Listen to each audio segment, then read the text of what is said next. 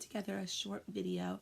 A few people have reached out to me asking about how I manage my schedule working with more than one ESL online company, and so I thought it might be beneficial for some people to hear how I do things. I know that a lot of people do things differently, and I can share some different things that I've heard, but I thought it might be worth just putting together a short video. So as you know, I am signed on currently with 4 companies. One hasn't quite started yet. One I do not open classes with, and so that leaves me with my last 2. So to share those 4 companies, I am with Palfish, which is my main company. I'm with QKids.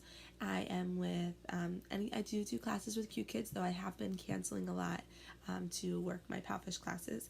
And then I'm with GoGo Kid, who I did just sign a new contract with, just in case I decided I want to open up classes with, but I don't really do open anything on my schedule with them. And then finally Tom ABC, which for those of you that have reached out for Tom ABC info, they did just let us know that they are still working on their finishing touches.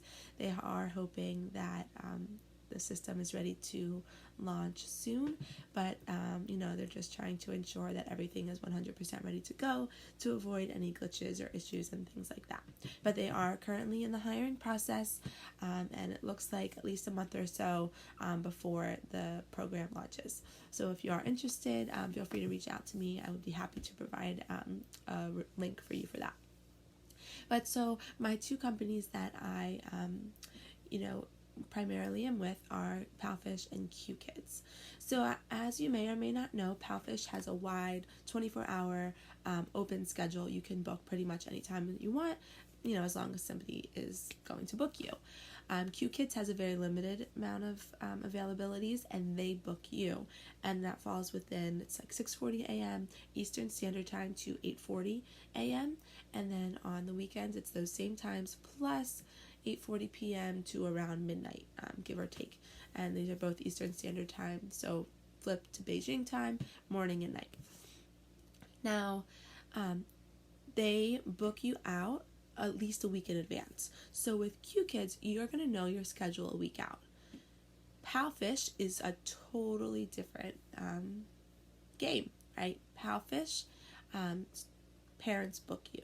So you open up your time slots, parents book you. Parents can book you up to 24 hours in advance, trials 2 hours in advance. So when I was really working a lot, with QKids and Palfish, I had, so I cannot work peak times.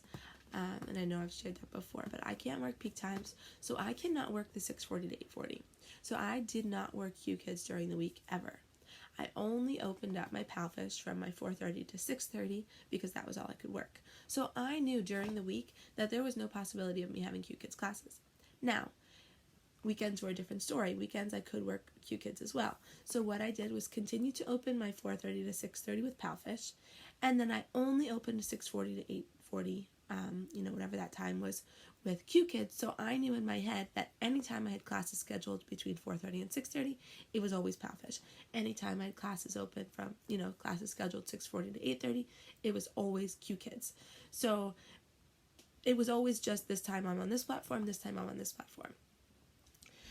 When I first started, I wasn't quite as organized with it, and I was also including GoGo Kid classes. This was a bit of a mess. I got double booked with 2 companies that don't have great cancellation policies, and whatever, I ended up with the penalty that I got.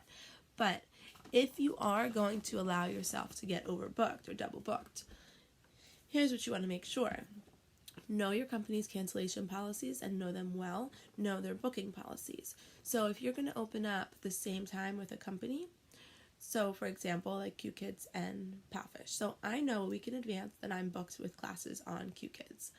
But there are benefits to getting higher or more classes on Palfish because of their point system, which then affects your pay the following month.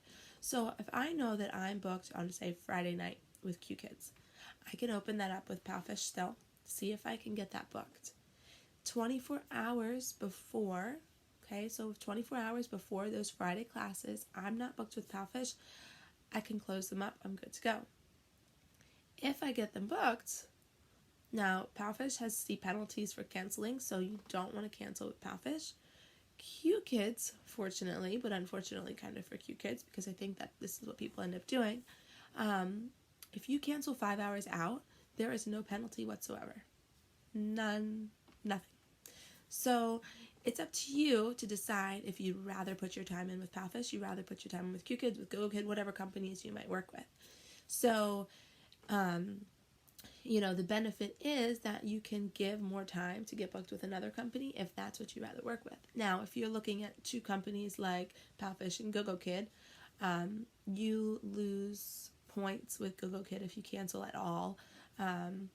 So you kind of just want to consider what companies you're with and their policies, and that should really impact what you can, like your flexibility.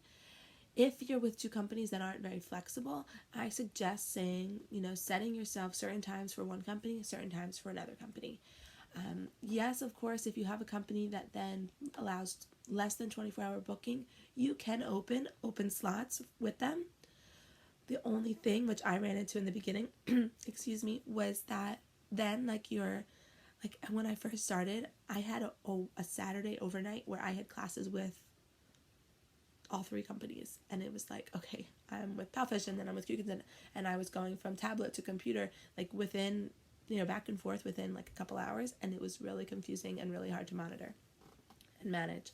So I would definitely suggest setting yourself I know this time is with this company, or if you know that you're more likely to get booked with all companies at a certain time because of the peak times, and you really want to work with both companies or all three companies, do days. So only open Monday and Wednesday with one company, only open Tuesday and Thursday with another company, whatever, and so on and so forth. But I would definitely suggest trying not to allow yourself to cross over within companies, just because it can get really confusing unless you're just really good at managing your time and where you're supposed to be. But I hope this was helpful, and if you have any other questions, feel free to comment below, or as always, shoot me an email at workathomechaos@gmail.com. See you later. Bye.